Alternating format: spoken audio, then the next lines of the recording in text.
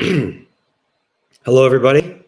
Welcome back. This might be the last time. Wow, it's really fuzzy. I think that's better.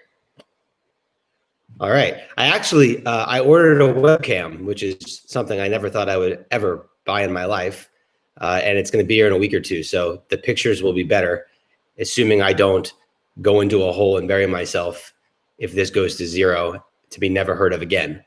But anyway, good to see everybody. This might be the last time we do one of these until we find out what happens with Lysocell. And let's get going. So I want to go through a few of these tweets that I think his name is Zhang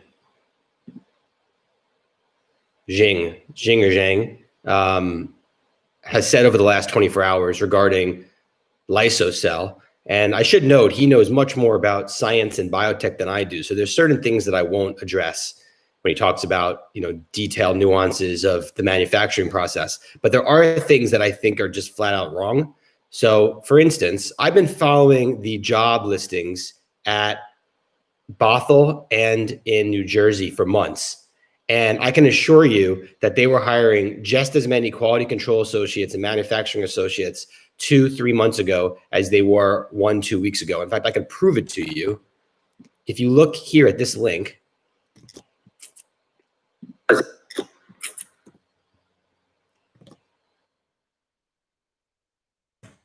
won't let me send it. So how do I send this? Hold on one second. Oh, I know what to do. Hold on one second.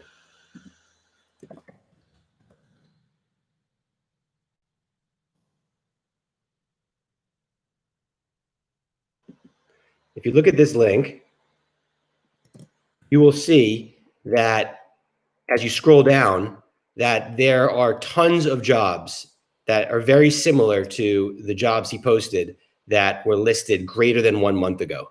So I do not think there's any causation between those job postings and a CRL coming from manufacturing. In fact, everything about his tweets regarding CMC issues just strikes me as bizarre. So for instance, he says that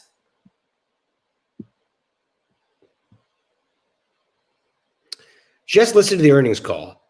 The almost evasive and almost legal-esque non-answer leads me to revise my odds. 50% CMC CRL, 45% deferred action, 5% approval. If you listen to how the CMO answered the question, there were more ums than other answers during the call.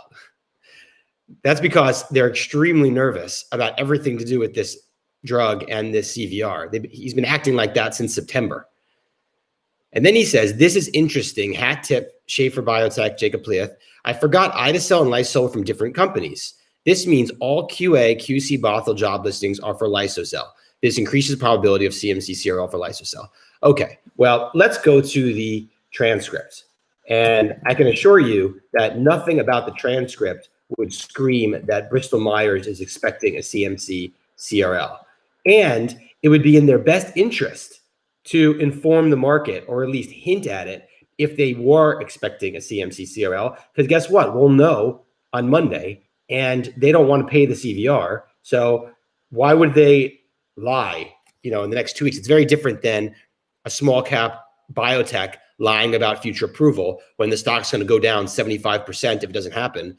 This is irrelevant to Bristol Myers. And on the margin, it's better if this doesn't get approved on time.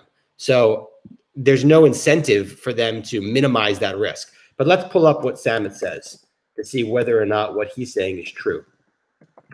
So in the first response regarding Lysocell, he says, from Lysocell perspective, not much to share, except for the fact that we've already communicated. We continue our dialogue with the regulatory agencies. We've had the inspection done in our facility in Washington, and as we've communicated earlier, that we don't have any scheduled inspections for the second facility, which is independent of the other facility. For Lysocell, we have a PDUFA date on November 16th. For Idacel, same thing. We're continuing our dialogue, and we have a PDUFA date on March 27th. And that's where we are. I don't know, Nadim, if you want to add something. Giovanni, maybe you guys want to tell us about a CMC CRL coming up? Nadim, No, I think you covered it all. And then Giovanni, the only thing I would add is, this is Giovanni, the only thing I would add is, just to close on what Sam had mentioned with respect to lysocell, as always, obviously, we will update you as our discussions with the regulatory agencies, authorities progress. When I first read that, I've said many times in this YouTube, I thought that meant a CRL was coming for some reason. I thought that language from Giovanni was scary. I don't think that anymore, but all it took was the next question on lysocell on this conference call to completely put that aside for me. So this is what he says the next time.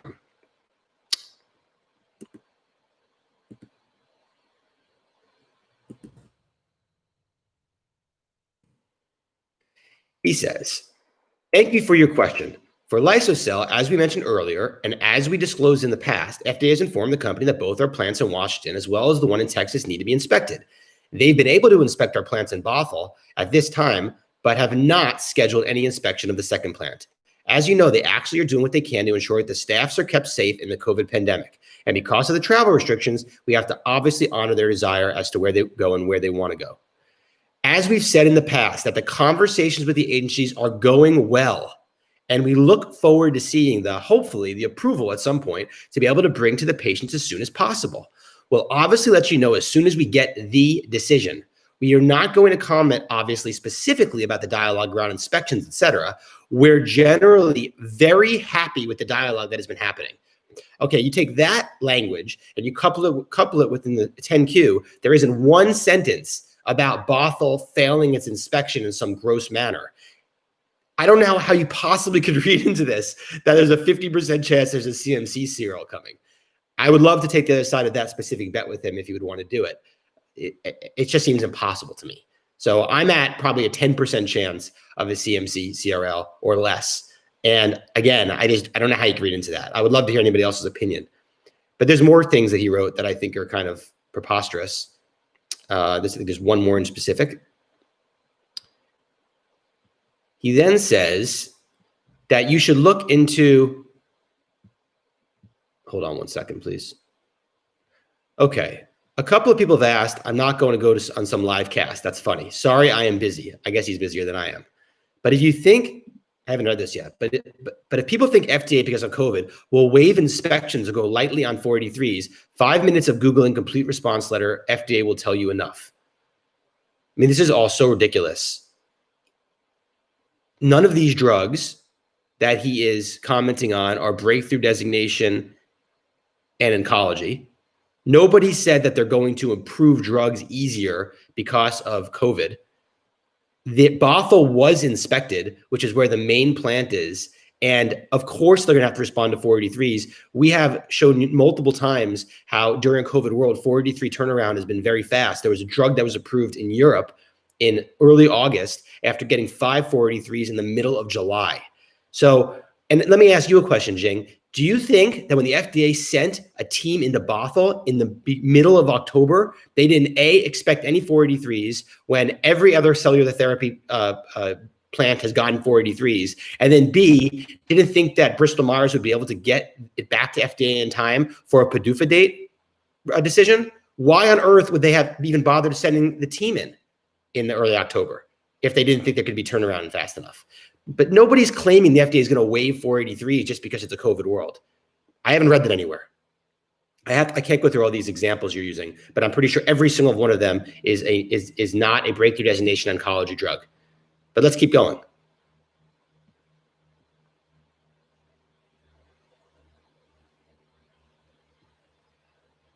He also says, he might have deleted it. He said that he was going along Bristol Myers calls. I don't even see it here anymore. He was going along Bristol Myers calls because he thinks that's how likely it is that this drug is rejected next week. Here it is. This is my favorite, actually. He says, for those of you with huge BMYRT positions, I suggest you buy some out-of-the-money weekly calls to Hedge. Okay, well, let me tell how expected value, works. If BMYRT right now has a $1 billion market cap, it implies that the market is placing a $1 billion liability expected value on Bristol Myers right now. It's not a $7 billion number. It's a $1 billion number. Okay, Bristol Myers has a $140 billion market cap.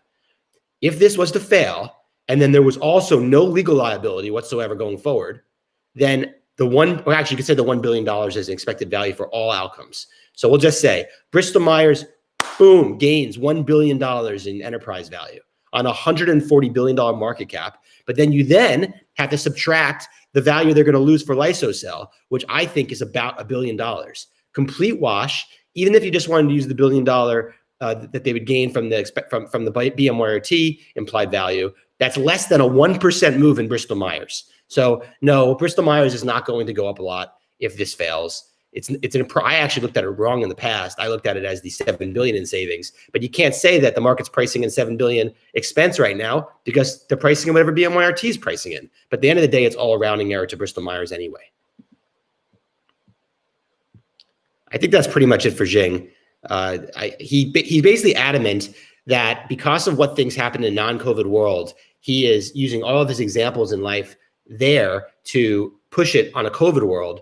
And nothing about what's going on right now is normal. We've seen waived inspections for approvals. In the past, they've never done that before. And he keeps using excuses. Oh, well, that's because it's not an important drug, or it's not a complex drug. Or, he's constantly coming up with reasons why, even though the FDA has already made changes in a COVID world versus a non-COVID world, there's no way they can make a change here. But honestly, he keeps having thesis drift. Now he's at a 50% chance of a CRL, and he doesn't even, the deferral or approval without inspection waive is his minority outcome.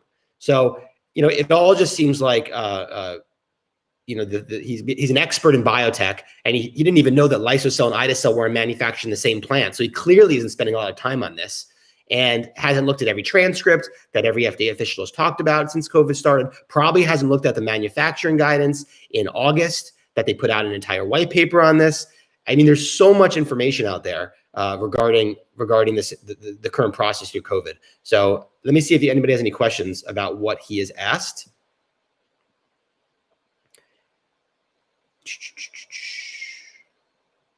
So the question is the hiring listens prior specializing in Kappa. So someone did a great job in that on Twitter. If you search the word Kappa in Bristol Myers employment page, you get 250 job postings. Clearly, they use the word Kappa, which has to do with, I guess, 483s all the time.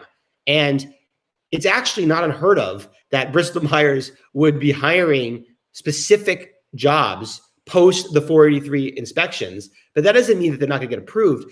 I don't know if Jing knows how 483s work. Companies don't have to fix those things before approval. They have to submit to the FDA a plan of response, and then the FDA grants that plan of response and can approve prior to them being implemented.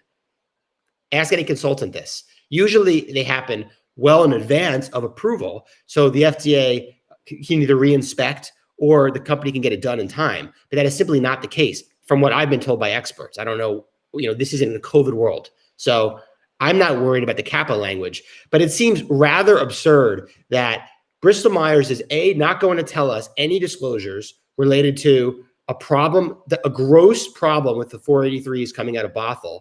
B, then go on their website and start posting jobs that basically say, hi, we're getting a CRL soon. Can anybody help us? Thanks.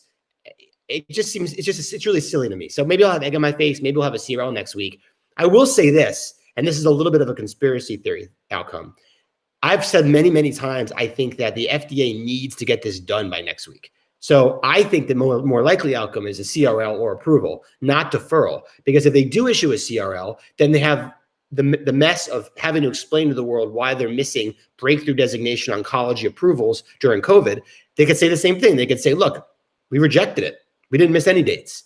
So I don't think they're going to be pushed towards a CRL to, kill this drug because they don't want to have to defer. But I do think that they're likely to try to come to a conclusion one way or the other come Monday.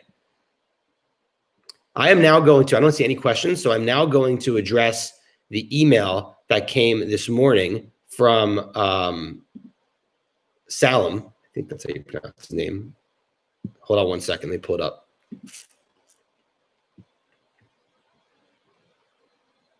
Yeah. So I'm going to talk about what Salam says here and what I think about his odds and his price target. So the first thing he does, he has approval at 20% odds, and he says the CVR goes to 450. I'm much higher than that. I'm closer to 50% of approval. And I agree that it's somewhere between 450 and 550, probably between 450 and 5. I think everything about how this has gone in the last 3 weeks is definitely going to make the market much more concerned about IDA than I thought they would have been 6 weeks ago or 4 weeks ago. I thought they would have expected Texas already. So 450 is kind of my base of where this goes, and I'm at 50%. If there's no CRL but a lapse in PDUFA, but an inspection is scheduled, he thinks it goes to 350. He has 10% odds in that. I put a 1% chance of that happening. Bristol Myers is not going to tell us that an inspection is scheduled, and the FDA is not going to probably tell them that an inspection is scheduled. I also don't think that if they couldn't do the last month, they're all of a sudden going to have an inspection next week or in 2 weeks in person. So, I put a 1% odds in that. I also bucket that with that they decide to do a virtual inspection. I would put in that same number 2, that sometime in someplace in the press release, the word weeks is in there. So, we plan on getting this. The FDA has informed us they plan on completing the application in the coming weeks, in the next few weeks. If the word weeks is in there, we probably go to 250 to 350. Again, I put that somewhere between 1% and 5% chance. No CRL, lapse on PDUFA, no further comments on inspection, 30% odds. That one and the next one are kind of similar to me.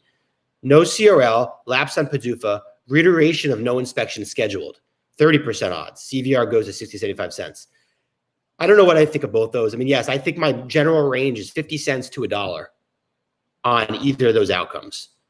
Probably well below $1, I guess. If we get a press release that says there's no inspection scheduled, or there's no visibility into when the FDA plans on deciding this. If it's just a vague sentence like we continue to work with the FDA and we'll let the market know, anything that we learn. Yes, I think it probably goes to 50 to 75 cents. And then he thinks at 10% odds, this is interesting, 10% odds of a CRL, CVR goes to 30 to 50 cents.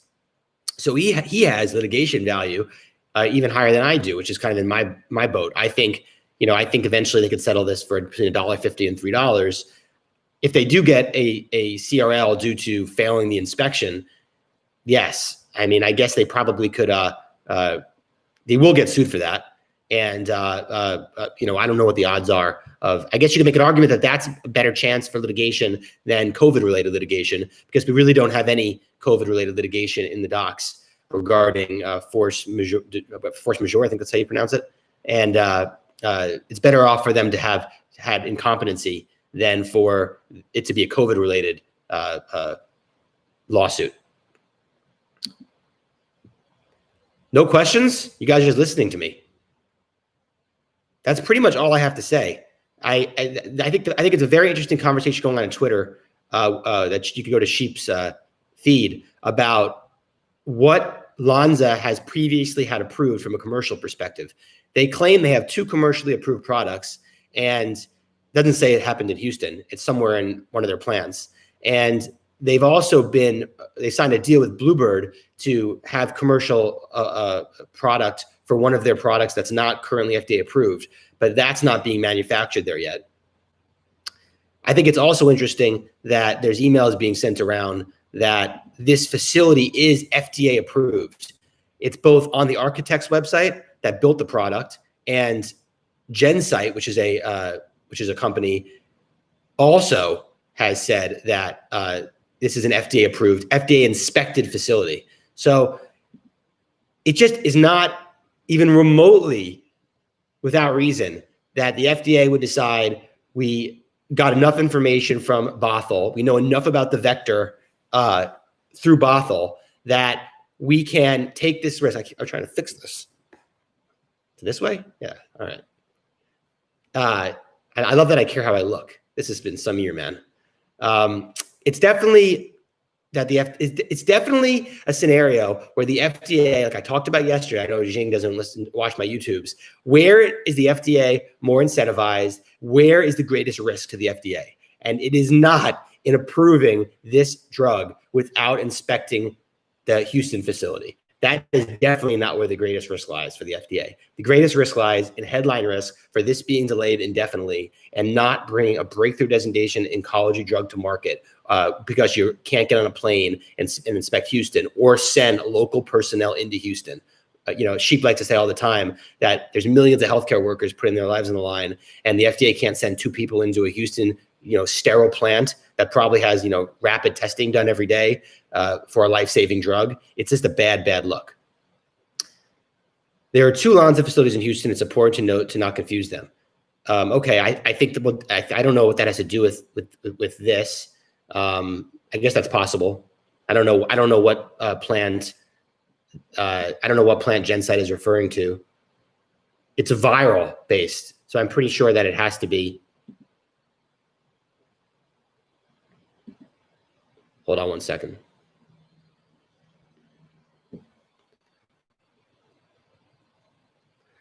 By the end of 2017, Lonza has completed the construction of a new biotech facility in Pearland. The facility is designed to accommodate Pearland is a full partnership. GenSite and Lonza signed on January 29, 2019, an amendment to manufacture.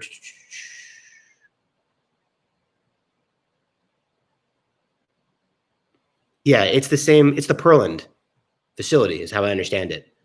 I don't know how to copy and paste this and insert it here, but let me see if I could do it. Hold on one second. I can't. So how can I do this? Hold on one second. I'm going to tweet it. I'm going to tweet it, then somebody else can. Somebody else tweet this, and then copy your tweet to the YouTube chat, please. But look, we saw. Oh, I see. The Jen says referring to Ilonsville, not the Kirby. That's what Richard's saying. I'm not sure that's true. Look what I just sent you. It's the Kirby Drive one.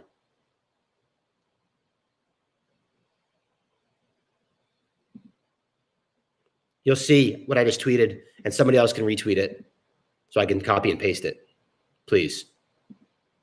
So I can't copy and paste it because I have a locked account. Anybody?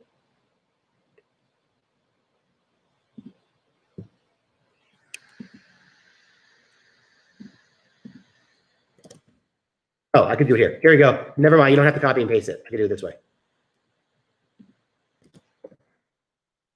That should work. I missed the beginning. What is the latest on prior inspection history for Lonza? We're pretty confident that Lonza has never had a commercial drug approved from its facility in Houston.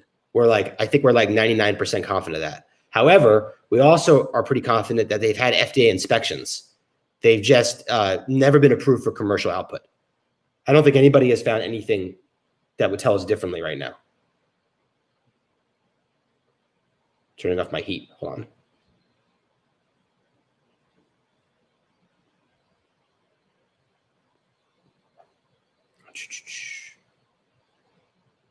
Generally, very happy comment will also be grounds for litigation if inspection actually leads to CRL.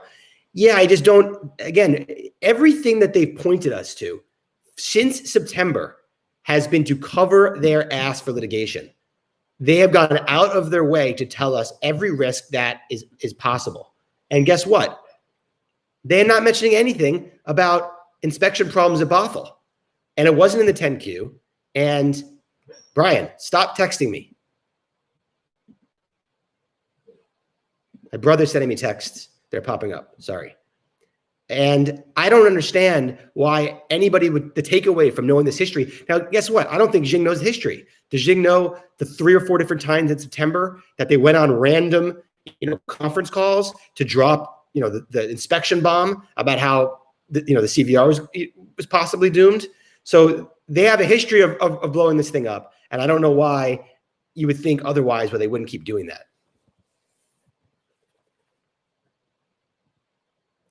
Do you think we get a BMS PR on Monday about delay? It could happen at any moment. It could happen at any moment. I think it could happen today. It could happen. We could have a stock halt at any moment for this, for a CRL, for approval. It could happen this afternoon.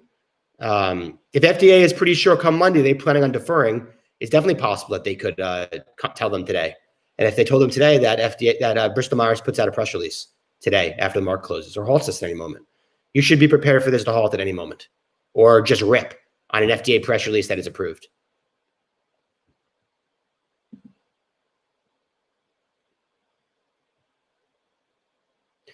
Do you not see the inclusion of creating standard operating procedures for Bothell as worrisome? I see some of the job postings as worrisome. I didn't even read them, honestly, because I've seen dozens of manufacturing job postings, all about quality control, all about, they've been there for months. So I think that, sure, there could have been things that were learned during the 483 process that they are hiring to rectify, but I don't know how on earth that would be the case and they wouldn't have disclosed that in the conference call. It would have been so much easier for them to just say, we are not going to comment on our discussions with the FDA. Our PDUFA date's in November 16th, and we'll see what happens.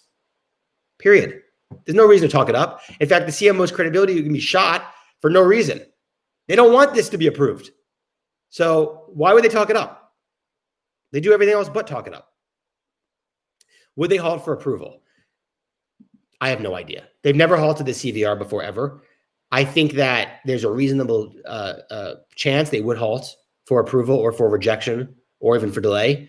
If they announce the news at 3:59 a.m. Pacific, Monday morning or Tuesday morning, I definitely don't think there'd be a halt. But if it's in the middle of the day, yes, they wouldn't just drop the news in the middle of the day. Now, remember, the FDA might press release this approval, not Bristol Myers, and there would not be a halt in that case. It would just rip. Oh boy, Maisie's going to start barking, I think.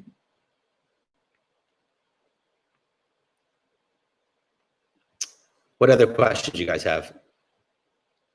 Richard, I see all your writing. I can't really read it all. I don't know. I have no idea which Houston facility they're talking about or what they're trying to say there. All I could do is link it.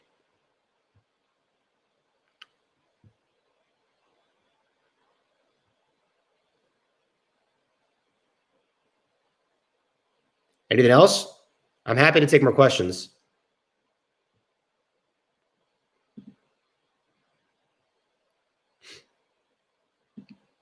It really comes down to, why inspect Bothell if you didn't have a plan to inspect Houston, unless you think they had a scheduled for Houston and then COVID got too crazy, or they had to pull someone from the vaccine and now they're caught in a bind.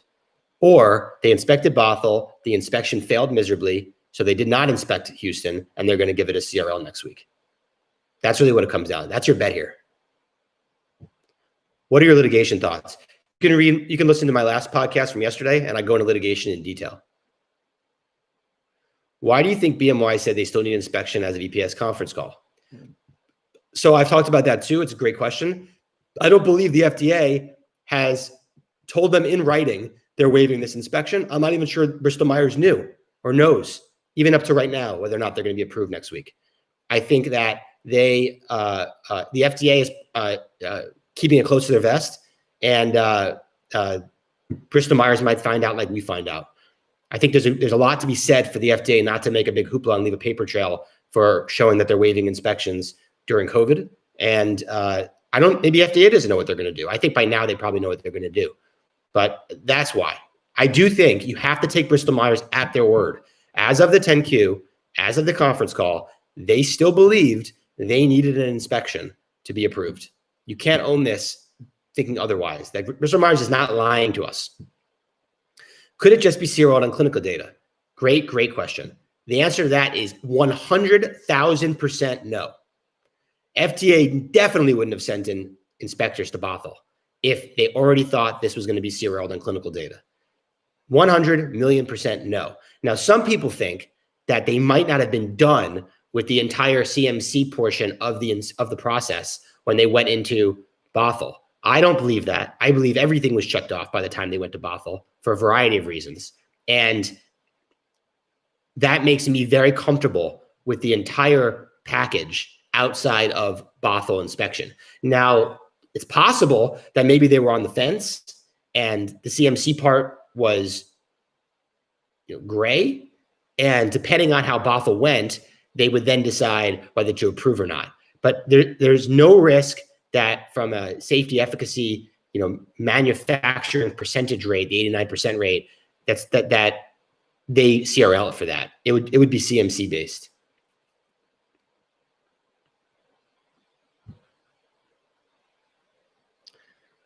Let's see what else you got here. Someone else wrote something. Isn't this particular drug approval process a template to get drugs approved in the current employment environment using other tools and methods? If they delay, then all PDUFAs get delayed and lives are lost. Yes and no. There's a lot of different kinds of drugs. So some drugs the manufacturing process isn't super complex. So maybe the FDA, and maybe they've been made in a plant that already has manufactured drugs. So for instance, in July, Kite, which is Gilead, got their second CAR-T approved. And guess what? FDA didn't send inspectors because that facility was already FDA inspected for commercial output.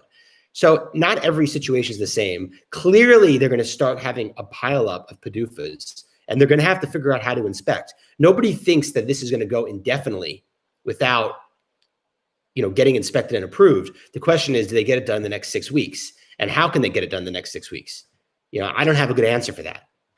If they can't get it done now, I don't have a good answer about why they're going to get it done in the next 6 weeks.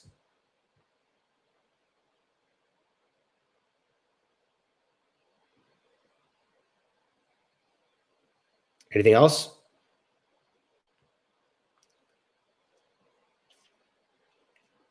This is hard, anyone that has full certainty one way or the other is fooling themselves. Look, I guess even, the guy with a 50% chance of CMC CRL, he's not at 100%. Can they not approve on desk review? There's no actual law that says the FDA has to inspect facilities. Let's be clear. I'll repeat that. There's no law that says the FDA has to inspect facilities before approval. This is just something that's always been done, and it's part of their regular process for approvals. So the FDA can do whatever it wants. It can absolutely approve on a desk review and from using the information they found at Bothell. Will they? We'll find out soon, won't we? If CRL for CMC, that would imply pretty terrible review of Bothell and strength of litigation case. I think so. Yeah. It's really hard for me to look at that right now because that's just going to be terribly depressing. If they get a CMC CRL, then I can't even really blame this on COVID.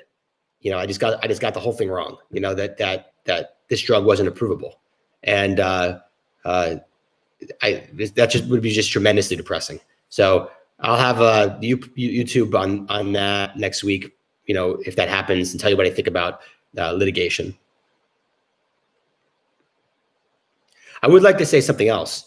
There's not a 0% chance that when we get this news from Bristol Myers, they do something with the CVR regarding the deadlines. I would put it probably at a 1% chance, but there's not a 0% chance, okay?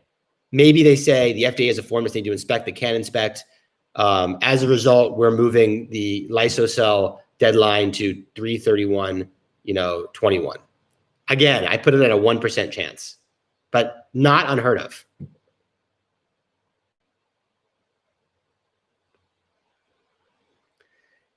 Do you think this continues to, why do you think this continues to catch a bid? I know you went into this quite a bit early in your videos, but you talk about can you talk about this week's dynamic specifically? Yeah, I think I have a really good view about why this is not bid. It's middle of November. This is mostly just all owned by hedge funds and what we call pods, which is small hedge funds inside hedge funds. And this is the binary of all binaries. So if you've had a decent year, I think a lot of hedge funds have had an okay year. I have not had a good year. I'm not a hedge fund. You do not want to be stuck in this thing, down $1.25, up $2 going into this thing next week. Number two, I was of the view that the closer you get to the PDUFA date, the more worried you should be because, these things are approved early usually. So if we get all the way to Monday, you're going to be a little bit anxious. I don't really think that anymore, but, I would have liked to see this approved this week, not on Monday.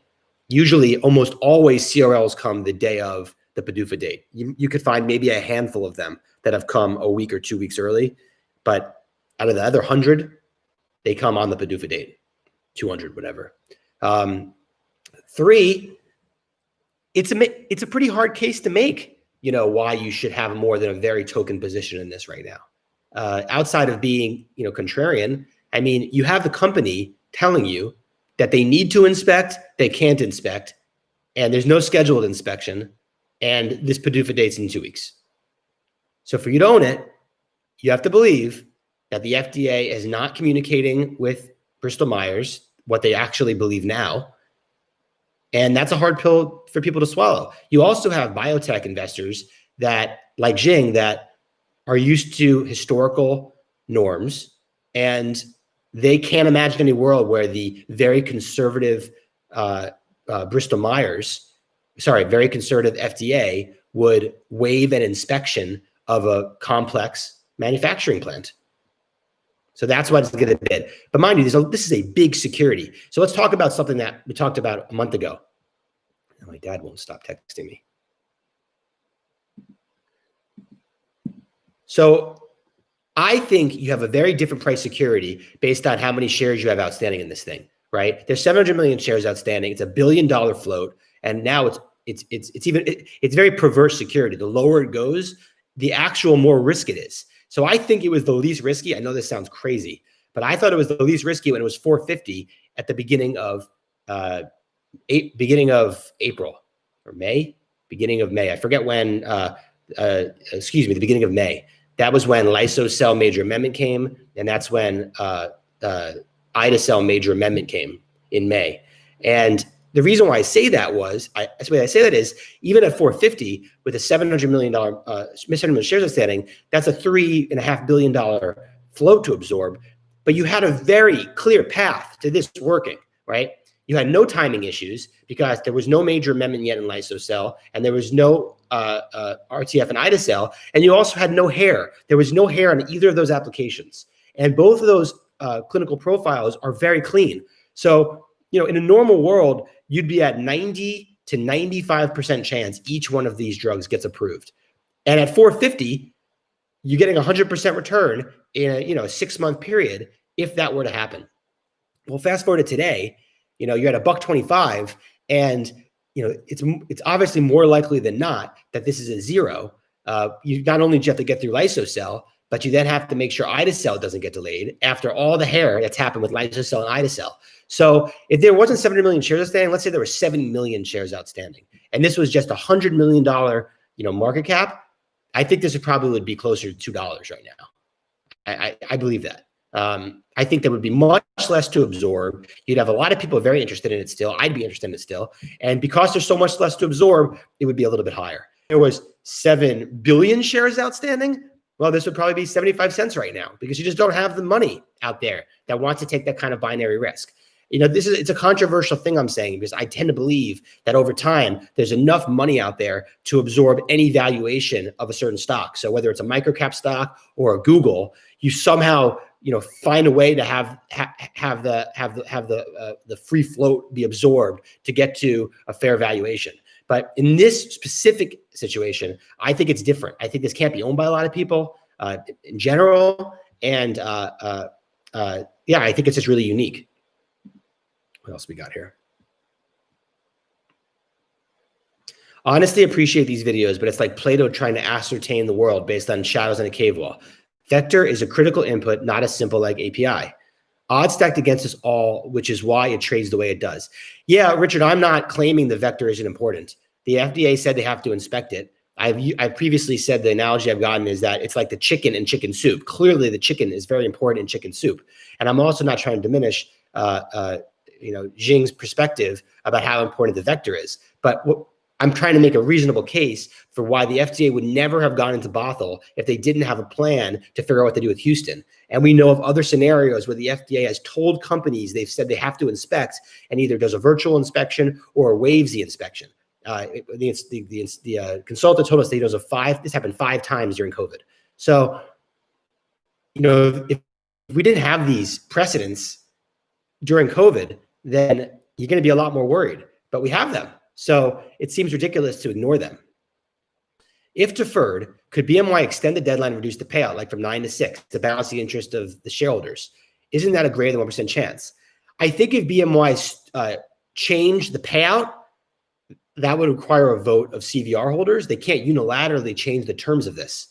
I guess what they could do is after it expires, they could then issue a new one at $6. I don't, it's not in their interest to pay this out, to be clear. So it's very complicated. It is their interest to not have to deal with the costly litigation, and it is their interest to pay it out for their employees. So they wouldn't be doing it as a favor.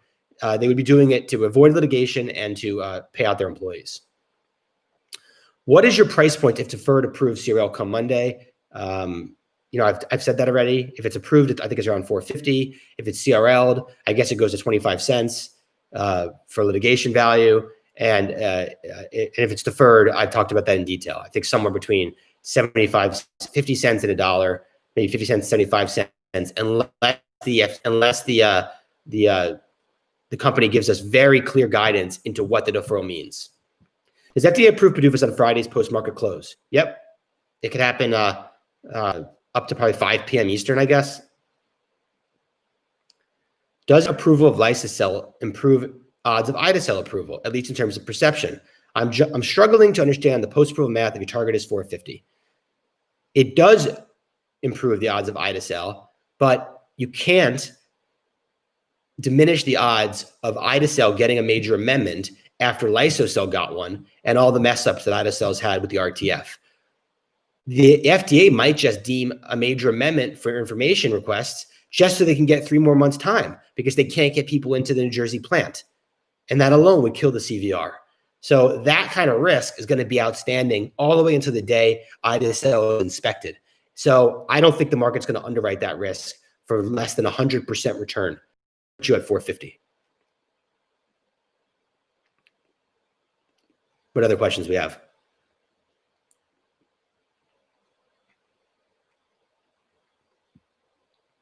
I mean, you have to understand, I don't think I'd be sitting here telling everybody that if Bothell wasn't inspected, that FDA was going to waive both inspections and just approve this pending inspections.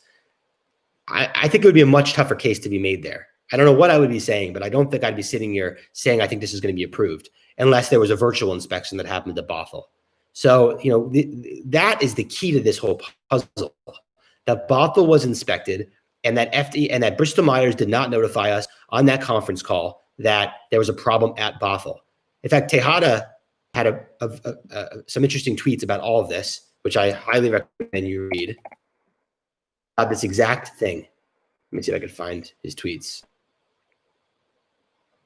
I don't know if I read into the exact language as much as he is, but I do think that his points are worth taking note to. Let me send it. I'll send the tweets right now.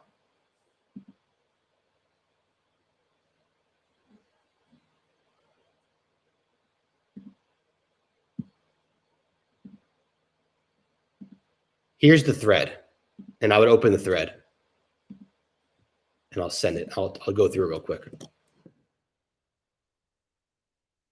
So he's talking about in the 10Q how they said, we do not believe that the scheduling of the second site inspection is dependent on the outcome of the first site's inspection as they're independent facilities.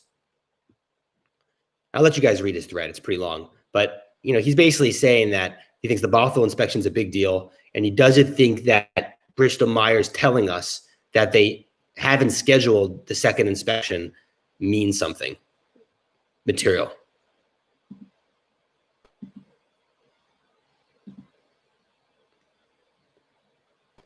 Let's see. BMYRT appears the RCKT-LP-LT01 lentiviral vector for trials is being manufactured by Lonza in Houston. Information and timelines match up. Implies Houston CGT facility has passed inspection approval for clinical LV manufacturing. I'll send this link. Now, correct.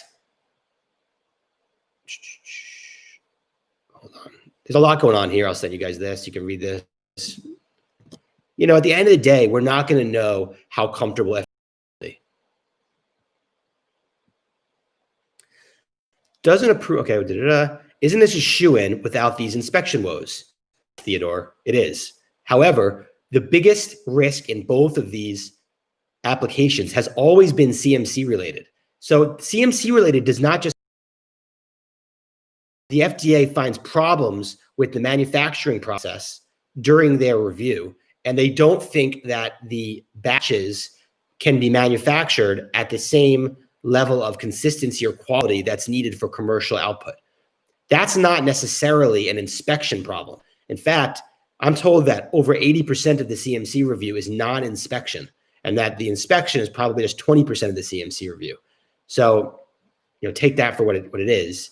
But I don't think they would have sent people in to Bothell if they didn't already pass the other 80% of the CMC review, which is all done through paperwork.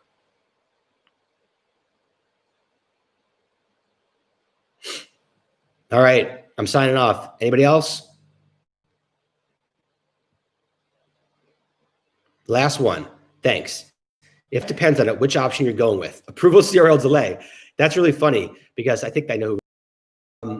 Yeah, I said that to someone yesterday. If I had my life wagered on this, I would choose approval. I would risk, if I had to bet my life on one of the three, I would choose approval. But mind you, I'm only at like 50% for approval. And then the other two, CRL and delay, make up the other 50% combined. But, I will leave you guys with this. So, and I've talked about this a lot, and I love this analogy. I don't know if I was given two chances right now, two choices. I could wait to see what happens next week or by the end of the year and own the CVR, or I could play a lotto game where there's 100 balls in the lotto and you're going to give me 55 of the 100 balls. And if I get one of my 55 of the 100 balls, this goes to 450. And if the other 45 of the 100 balls come out, this goes to 25 cents. If I'm given two options right now, I could leave it to chance and I have a 55% chance of winning, or I can leave it to what I think, the facts in our research have shown, which is that lysocell should get approved next week. I would stick with the lysocell bet and wait for it. I think I'd have to have 75% of the balls for me to go with the balls and have 3 in 4 chance. I think Kid Dynamite blog just likes me saying the word balls over and over again on YouTube. I think I'd have to have 75% chance in the lotto game to go with the lotto versus to go with approval. If inspection of Bothell was widely successful and there was extensive QC testing of vector at Bothell, could it sway FDA to waive inspection? Absolutely. 100%. They said that Houston's too risky. And they might have never planned to go into Houston, by the way. When they decided to send the people into Bothell, all along, their plan could have been to waive Houston. But again, they have no incentive to tell Bristol this. What happens if something really went wrong at Bothell and they changed their mind? They're not going to tell Bristol that they were going to waive Houston. And they have no incentive to tell them now. They'll tell them when they approve it. Two different issues. Lonzo not being FDA inspected seems not sure anymore based on Zach's tweet. Bothell CMC issues is a different animal that is not evidence based on anything material we have seen. Agree. Jim Morrison, I know who that is. When was the last time a Lonza contract manufacturing facility was flagged by the FDA and what was it for? Is it possible Lonza has a solid reputation the FDA cannot inspect for now? I think Lonza has a good reputation. They did have to close a facility years ago for problems, but that was years ago and a different facility. I have no idea what their reputation is in the last 2 or 3 years. I think it's solid. I don't think they've had any problems with the FDA. Richard, good luck. May the force be with you too, Richard. Good luck to you. Anybody else?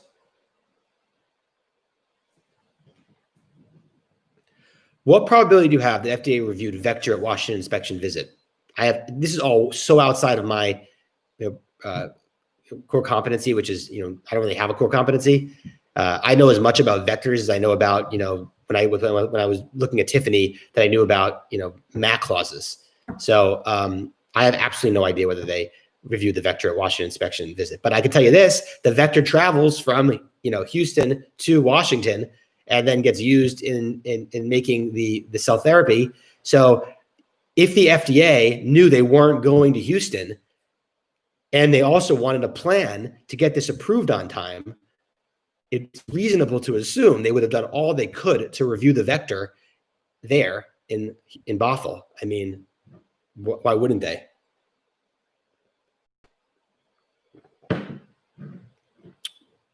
Anything else?